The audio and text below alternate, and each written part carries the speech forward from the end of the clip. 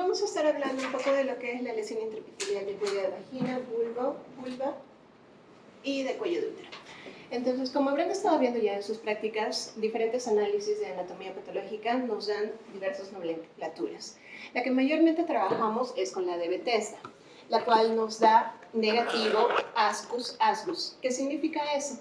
Que el patólogo no ha determinado muy bien esa celularidad. Entonces, son una celularidad escamosa no determinada, o sea, no ha podido establecer adecuadamente. Y el agus es de células glandulares indeterminado. No es nada que lo pueda clasificar como normal o patológico. Luego tenemos la clasificación con el LIE de bajo grado, LIE de alto grado y carcinoma invasor. Otro de los tipos de nomenclaturas que utilizamos es de la OMS, la cual nos clasifica solo como negativo, displasia leve, moderada, severa, carcinoma in situ o carcinoma invasor. Y en cuanto a las neoplasias intracervicales de primer, segundo o tercer grado. Mayormente con lo que vamos a estar trabajando siempre es con Bethesda, lo cual nos da ascus, LIE de bajo grado o LIE de alto grado o en casos más avanzados lo que es un carcinoma invasor. Entonces, como estábamos hablando, Bethesda nos clasifica bajo o alto grado. Las de bajo grado, ¿qué patologías van a englobar? Infecciones por VPH o lo que conocemos como NIC1. ¿Por qué las agrupa solo como lesiones de bajo grado? Porque estas tienen una evolución natural semejante y los cambios histopatológicos a veces no son tan claros, tan precisos para poder separarlos uno del otro. En cambio, las lesiones de alto grado, acá ya manejamos los que son NIC2, NIC3 y carcinoma in situ, que estos sí te pueden llevar a un tipo de patología como cáncer de cuello de útero. Ahora, aquí, ¿por qué nosotros tenemos que estar utilizando muy bien en identificar la zona de transformación?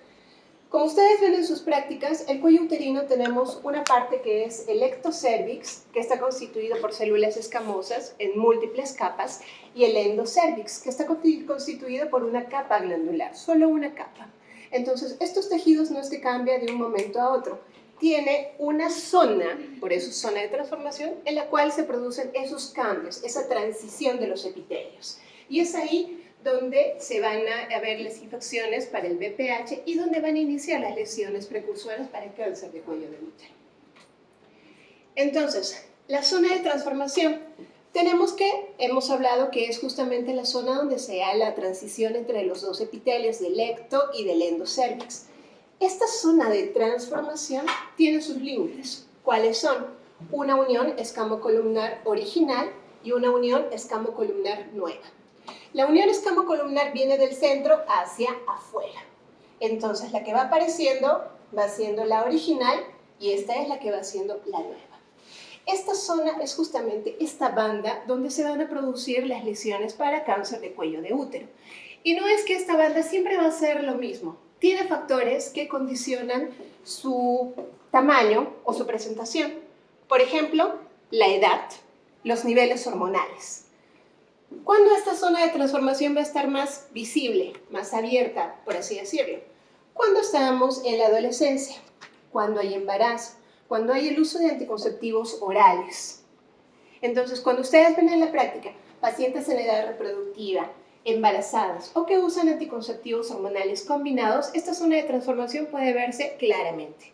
¿Y en qué momentos esta zona de transformación se oculta, se esconde, se mete al orificio?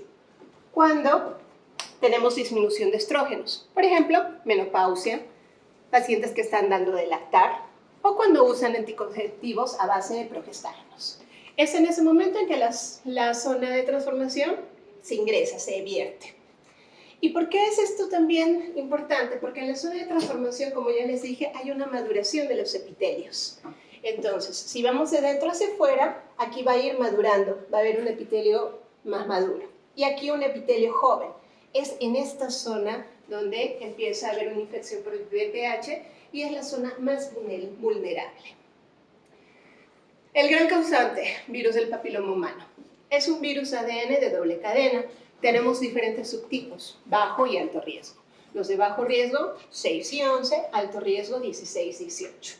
¿Y cuáles son los factores predisponentes o factores de riesgo para lo que son neoplasias cervicouterinas? Unos sociodemográficos. la edad, el nivel económico baja, la edad avanzada, inicio de relaciones sexuales a temprana edad, múltiples parejas sexuales, el hombre que haya tenido también múltiples parejas previas, fumar, algún tipo de inmunosupresión, alguna deficiencia dietética. El uso de anticonceptivos orales, inmunosupresión, todo eso son factores de riesgo. Y esto también va a ver en base a la edad. Tiene una forma de evolución en edad jóvenes y otra en edad avanzada. En edad jóvenes, mayormente es una resolución espontánea porque tiene un buen sistema inmunológico. Aún no se sabe muy bien la causa, pero generalmente se puede ver que tomamos una prueba del VPH y encontramos en pacientes jóvenes. Y de aquí a 3-5 años les volvemos a hacer una prueba de VPH y ese virus desaparece. No se sabe bien si es por el sistema inmunológico adecuado o una carga viral que es muy baja y lo cual lo hace indetectable. Pero en pacientes jóvenes, mayormente, esto tiene una resolución espontánea, retorna a la normalidad. En cambio, ya pacientes mayores de 40 años con un virus del VPH persistente, este sí puede llevar a desarrollar cáncer de cuello de útero. La historia natural. Obviamente el cáncer, ¿con qué empieza? Con una infección por el VPH. El VPH mayormente se transmite fácilmente mediante relaciones sexuales, no da síntomas, entonces ninguno de nosotros puede saber si tienes una infección por VPH, a menos que te hagas tu pruebita, ¿no? Una tipificación, una prueba de comas. Pero si no, no hay ninguna molestia. Ya cuando tenemos una infección por VPH, como les dije, este puede permanecer estable, tranquila o llegar a ser un tipo de lesión fácil o volverse indetectable en pacientes jóvenes. Cuando esta evoluciona, puede pasar a una displasia leve o una lesión de bajo grado, en la cual también esto influye bastante en la edad. En pacientes jóvenes, este tipo de lesiones suele remitir, entonces no llega a avanzar más. Puede retornar. Y en cambio, si avanza hacia una displasia de segundo grado, un NIC2 o un NIC3, esto ya compromete un poco más. Ahora, muchas veces no sigue este caminito bonito del VPH, NIC1, NIC2 o NIC3. Muchas veces de una infección por VPH puede pasar directamente a un NIC2 o NIC3. Es por eso la importancia de hacer los tamizajes. Y ya, nuestro gran susto, cuando llegamos a un cáncer invasor. Y en ese generalmente no es que de un momento a otro la lesión va a progresar. Mayormente tiene unos 10 a 15 años que puedas tener la infección, puedes tener una lesión de primer grado y hasta con el transcurso del tiempo poder llegar a un cáncer de cuello de útero. Los síntomas, como ya les había adelantado, el VPH no da síntomas. Mayormente pueden ser lesiones de bajo grado, que la mayoría puede retornar, no avanza. Ya las lesiones premalignas y en estados tempranos del cáncer tampoco da síntomas. Cuando ya estamos en una etapa avanzada, ¿qué es lo que vamos a tener? Una paciente que viene, ¿sabe qué, doctor? Estoy sangrando después de las relaciones sexuales, o me está viniendo sangrado que no me corresponde a la menstruación, o tengo dolor con las relaciones, y ya, ahí estamos frente a un cáncer avanzado. Mayormente en estadios tempranos, no da ningún tipo de síntomas. Entonces, como vemos acá, ¿qué es lo importante? Que el cáncer de cuello de útero no da síntomas. No podemos estar diciendo, ok, está progresando. Ya generalmente cuando viene la paciente con sangrados, ya estamos frente a un cáncer.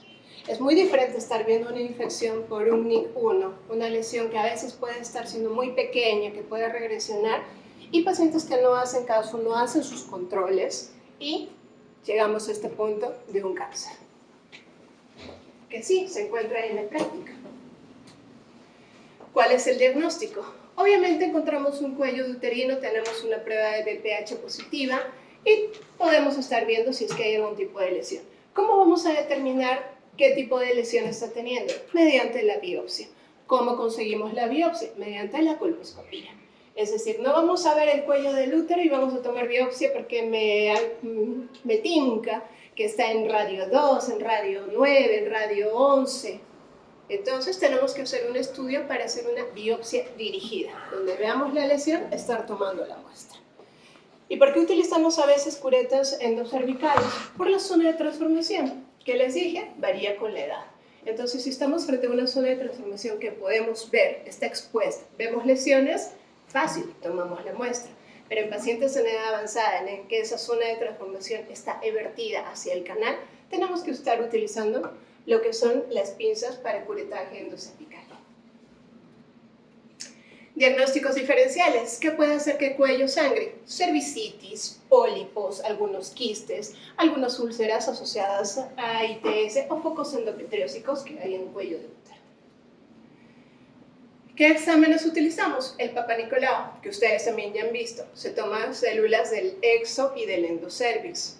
Y tenemos que tener una visión adecuada para tomar esto. IVA, inspección visual con ácido acético.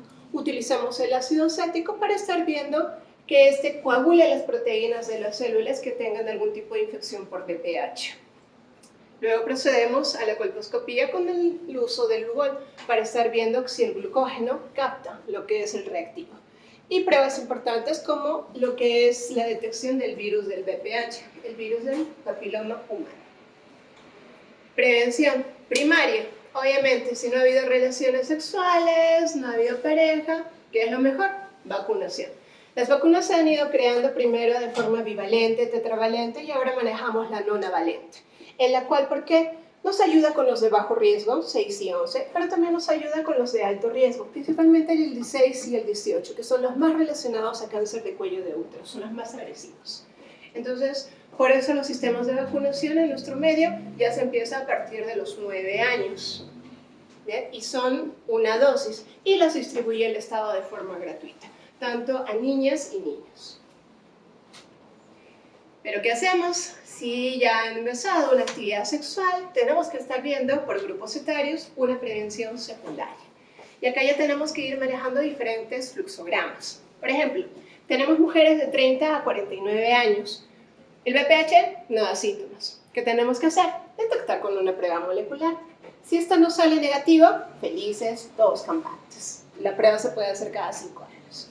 Pero si sale positivo, podemos empezar a hacer el estudio, o debemos, mejor dicho, empezar a hacer el estudio con colposcopía, para estar viendo si hay algún tipo de lesión y de esta forma tomar una biopsia para poder estableciendo la lesión que estamos evidenciando. Entonces, si tenemos colposcopía, la realizamos. Si nos sale positiva, podemos tomar una biopsia, pero también se está viendo si hay criterios para terapia ablativa. En sus diferentes prácticas habrán estado viendo que hay diferentes técnicas para ablación del cuello del útero, crioterapia, termocoagulación. En pocas palabras, ¿qué hacemos? Quemar ese cuello, quemar esa lesión, ya sea por frío o calor.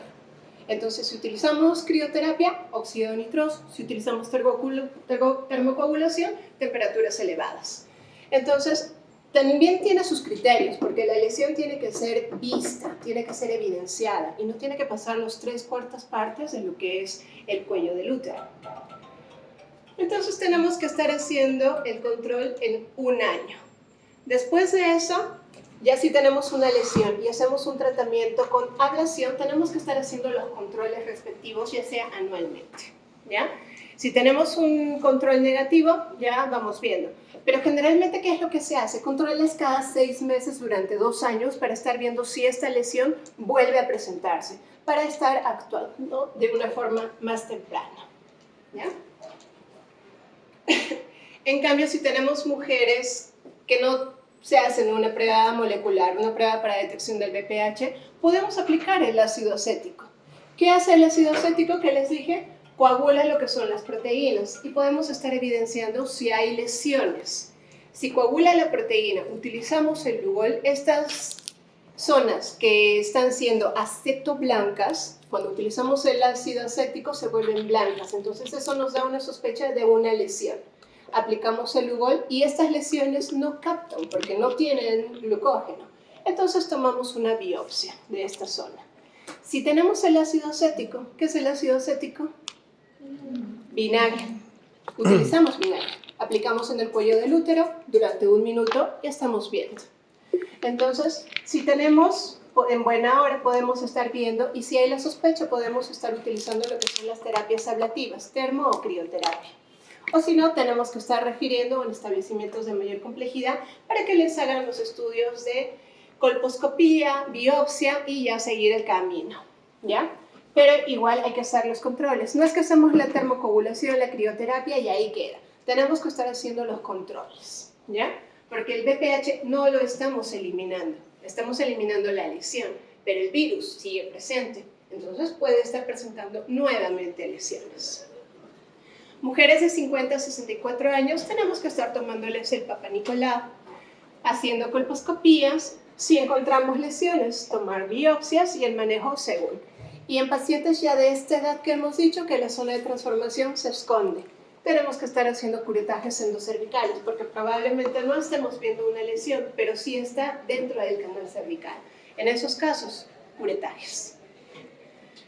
Ya hemos hablado un poquito de las terapias de ablación, que puede ser la crio o la termocoagulación. Muchas veces vemos a los pacientes con este tipo de cuellos, sangrantes, se tocan y fácilmente empiezan a sangrar. Ya tenemos un diagnóstico, por decir una lesión de bajo grado, un NIC1 que reporta patología.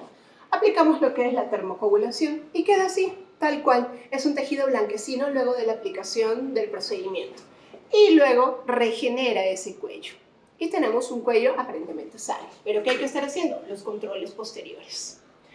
Y ya un conolip. Esto ya también dependiendo del tipo de lesión. Generalmente cuando tenemos lesiones de alto grado, NIC2, NIC3, hacemos la conización, que es una salip con un alambre, y utilizamos también electricidad, cosa que cortamos un poco ese cuello del útero y sale como un cono de helado, igualito.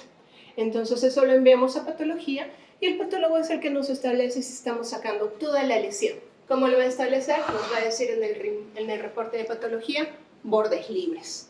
Si está con bordes libres, quiere decir que hemos sacado toda la lesión. Pero si nos dice que el borde está comprometido, todavía persiste la lesión y es dable que se pueda hacer una reconización. Cáncer de cuello de útero. Ya hemos visto factores de riesgo, VPH. Alto riesgo, 16-18. Bajo nivel de educación, edad avanzada, multiparidad, obesidad, tabaquismo. Todos esos factores influyen. ¿Por qué el virus se replica fácilmente? Porque va a anular la función de las oncoproteínas E6 y E7. ¿Y qué es lo que va a hacer? Que estas no hagan su función de inhibir la reproducción celular, las va a bloquear. Entonces van a hacer su libre albedrío. Van a reproducirse constantemente y tenemos las lesiones. Mayormente es lo que va a estar inhibiendo a esas dos oncoproteínas. ¿Cuáles son los subtipos? El de mayor porcentaje que más se encuentra en toda la bibliografía es el escamoso. Y en segundo lugar ya tenemos los adenocarcinomas, pero mayormente son los escamosos. Ya puede haber una serie de clasificaciones, ya lo que es carcinoma mixto, cervicuterino, pero los principales son estos dos. Y el mayor porcentaje que encontramos, el escamoso. Diagnóstico. No hay síntomas. No es que una paciente, como cuando alguien viene con flujo, les dice, ¿sabe qué, doctor? Estoy viniendo con un flujo blanquecino, tipo leche cortada, que me pica. Ya ustedes más o menos ven qué tipo de agente etiológico es. En cambio, la paciente puede venir, doctor, ¿sabe qué? Estoy viniendo a mi control porque hace 8 años no me hago ningún control. No, ¿algún síntoma? No, no tengo nada. Y después se encuentran con sus sorpresas de todo un cáncer de cuello de útero. Y ya le pueden ir indagando, señor, usted sangraba. Ay, sí, cuando tenía relaciones sangraba un poquito, pero no me pasaba nada. Y estamos frente a un cáncer. Hay pacientes que llegan así, con ese tipo de tumoraciones en el cuello. Es como si fuera un cerebro, un brócoli, una coliflor que está ahí y es sangrante. Y los pacientes no tienen síntomas. No les duele, no les incomoda, a veces presentan sangrados, pero después no hay fiebre, no hay temperatura, no hay signos flebósicos, no hay flujo maloliente. Ya después nomás presentan sangraditos, pero muchas veces vienen así. Y el cáncer en nuestro medio es muy avanzado. Esta bibliografía es del 2024. Miren la cantidad de mujeres con cáncer de cuello de útero. Y eso es en el primer trimestre. Es la primera causa. Después tenemos ya lo que es el cáncer de mama. Entonces, cáncer de cuello de útero no es una patología muy extraña. Está en nuestro medio. Es frecuente. Se logra ver dentro de lo que es primer nivel de atención. Y ya cuando las derivamos a veces llegan ya casos muy avanzados. Porque justamente no da mayor sintomatología. Ahora lo más complicado, los estadios. Cuando tenemos un cáncer de cuello de útero, tenemos que estar haciendo su estadificación, es decir, en qué grado está. Entonces tenemos que estar viendo, tenemos 4 estadios. El estadio 1 es el más tranquilito, está netamente en el cuello. El estadio 2 ya se arma de más valentía y se expone. Ya llega hasta del cuello, llegamos hasta las 2/3 partes de vagina. El estadio 3 me avanza más, ya te coge el tercio inferior de vagina. Y el estadio 4 ya se disemina hacia órganos vecinos. Y como nos gusta complicarnos la vida, hacemos las subdivisiones. El estadio 1 vamos a estar teniendo que los clasificamos en A y el B. ¿Cómo se van a acordar? El A es lo más pequeño, siempre empezamos de pequeño a grande, es lo microscópico. El estadio B es ya más grande, macroscópico. Entonces, un estadio 1A es cuando esta lesión es menos de 3 milímetros. Está confinado en el cuello, menos de 3 milímetros, es microscópico, tienes un 1A, 1. Si este es más de 3 milímetros, AD5, 1A2. Los dos son microscópicos, un estadio 1A.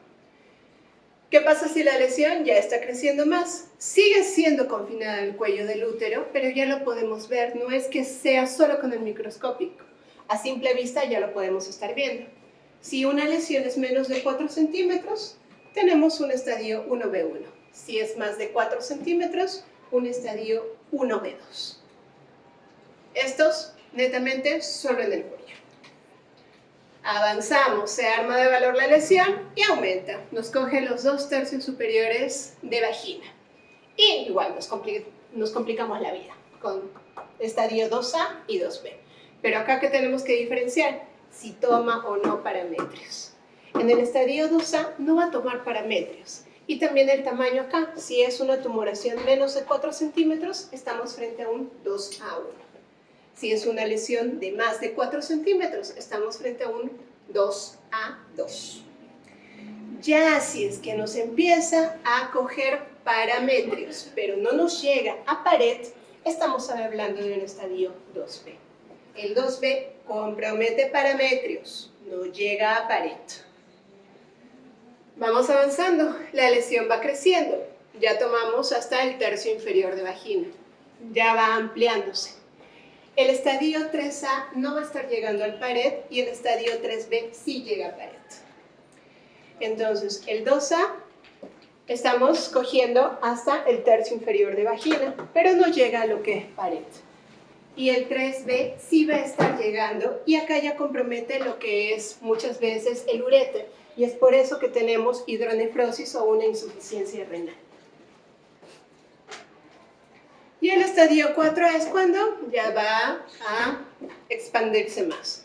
El 4A cuando llega a los órganos vecinos, vejiga y recto. Y el estadio 4B ya explotó, ya avanzó. En cuanto a eso tenemos también diferentes criterios para lo que es el tratamiento. Acá lo importante es que en estos criterios del 1A mayormente y el 1A2 es más que todo quirúrgico. Ya en estadios más avanzados tenemos que estar utilizando tratamientos combinados, quimioterapias, braquiterapias. Entonces, los quirúrgicos, el 1A1, 1A2, que están confinados en el cuello del útero. Ya cuando son etapas más avanzadas, ya son procedimientos combinados. Cáncer de vagina. Mayormente se define como el tipo de lesión que netamente se presenta en la vagina, pero muchas veces es poco probable que empiece un cáncer solo en vagina. Es por eso que se ha visto que puede ser una propagación de un cáncer de cuello de útero. Es decir, ha habido un cáncer de cuello de útero y ha sido una metástasis a lo que es la vagina. Es por eso que en pacientes, muchas veces que hay cáncer de cuello de útero y han tenido paridas satisfechas, se les hace una histerectomía. ¿Qué es lo que queda? Se hace una histerectomía total, es decir, se saca el útero, el cuello y dejan la cúpula vaginal. ¿Tienen que estar haciendo controles en esa cúpula vaginal? Sí. ¿Por qué? Porque están sacando un CA de cuello de útero y estamos viendo que puede haber una recidiva en cáncer de vagina. Entonces, sí, tienen que estar evaluando esa cúpula vaginal para estar viendo que no haya un tipo de cáncer en vagina. Ya han sacado el útero, han sacado el cuello, han sacado el cáncer en teoría, pero puede haber focos, entonces es obligatorio estar haciendo revisión de cúpulas vaginales para no darnos con una sorpresa después de un cáncer de vagina. Acá mayormente está relacionado con el BPH número 16. De esta diapositiva lo que más o menos quiero que tengan el recuerdo es justamente de esta relación de cáncer de cuello de útero y cáncer de vagina. Entonces, por cada 38 casos de cáncer de cuello de útero, está habiendo un cáncer de vagina. Mayormente, ¿cuáles los casos más probables? Los escamosos, al igual que de cuello de útero. Es el mayor porcentaje que suele presentarse. Y ya también los adenocarcinomas. La diferencia acá es que los adenocarcinomas mayormente se da en mujeres jóvenes y los que son del tipo de células escamosas ya es en pacientes adultas mayores, más de 60 años. Factores de riesgo, el BPH, ¿cuál hemos hablado? Mayormente el 16. Fumar, que se repite en casi todos los casos de cáncer. Haber tenido un cáncer de cuello de útero o algún tipo de lesión. Haber tenido algo que afecte su sistema inmunológico. Y como estábamos viendo, este tipo de medicamentos fue utilizado en Estados Unidos para lo que son amenazas de abortos. Y también se ha visto relación que pacientes que han estado utilizando hay mayor predisposición o es un factor de riesgo para cáncer de vagina.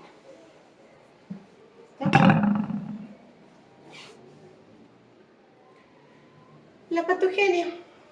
De esto mayormente tenemos que estar viendo más que todo lo que son las edades.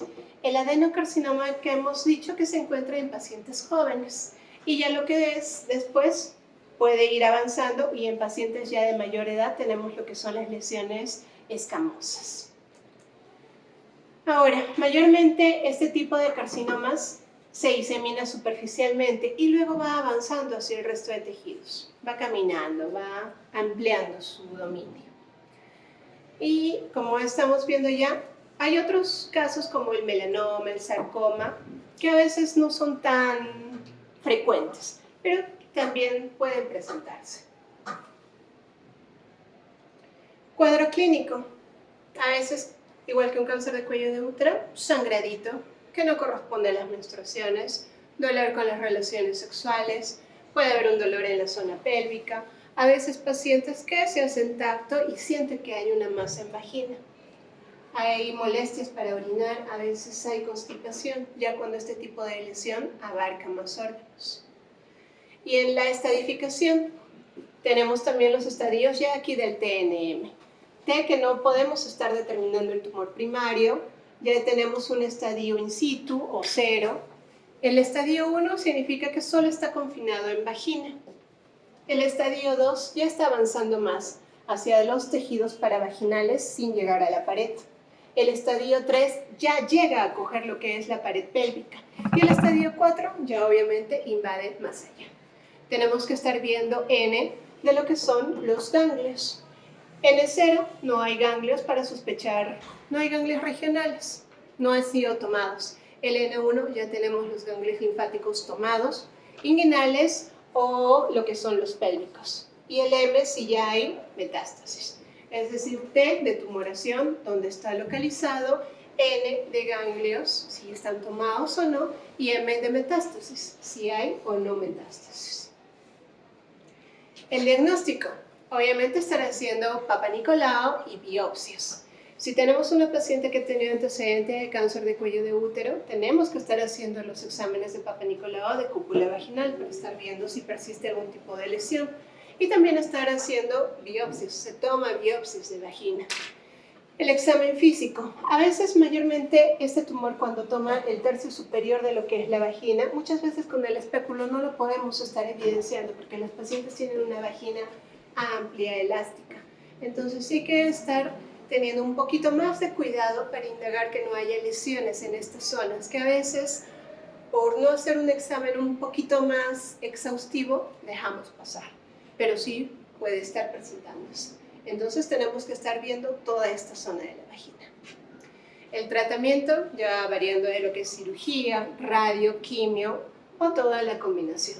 Obviamente que en etapas más avanzadas es mucho más fácil un tratamiento. Ya es muy distinto cuando tenemos pacientes ya en edad, en estados más avanzados. El tratamiento, radio, quimioterapias. Nuevamente, en estadios más avanzados es más difícil lo que es el tratamiento para este tipo de lesiones. Y las complicaciones, debido a las radioterapias, prácticamente quemamos lo que es la vagina. Entonces, es todo un problema así también ya de depresión de la paciente, porque prácticamente estamos haciendo ya netamente en vagina, dejamos que la paciente ya no puede tener relaciones sexuales, le va a producir mucho dolor, muchas molestias.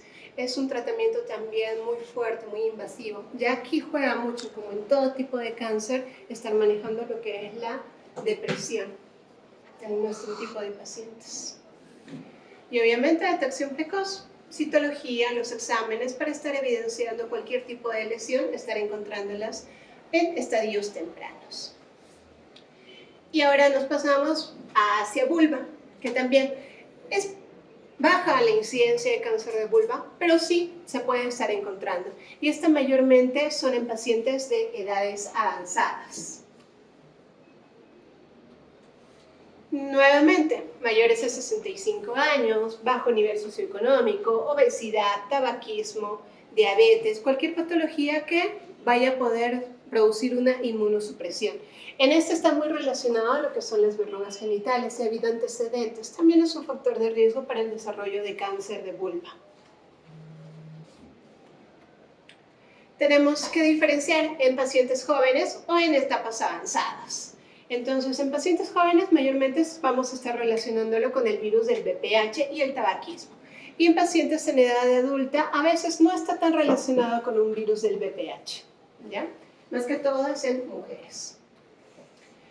Y tenemos los diferentes subtipos. Células escamosas, que es el que mayormente suele presentarse, el carcinoma verrugoso, que generalmente son como las verrugas, los condilomas que vemos en pacientes que vienen con algún tipo de tumoración o lesiones, y los diferentes tipos.